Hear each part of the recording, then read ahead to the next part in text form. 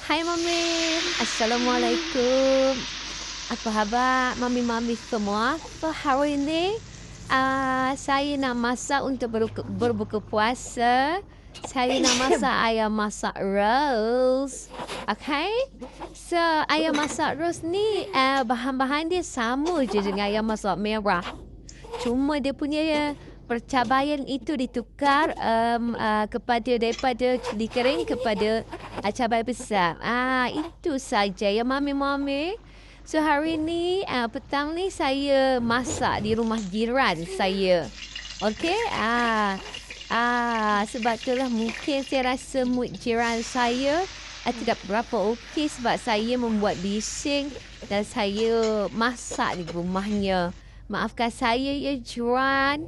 So untuk mengambil hati jiran saya masakkan sup sayur untuk jiran saya sebab dia memang suka masak sayur.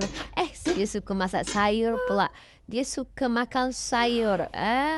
Gitu.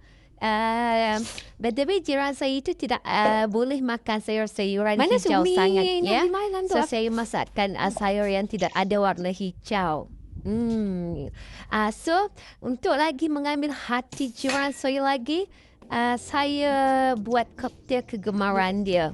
Tapi dia tak makan pun ya. Terasa tahu.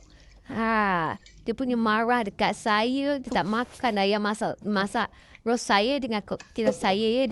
Dia minum teh. Panas dia je tahu. Malas dah I nak masak tahu. So I merajuk. Tak nak masak lah.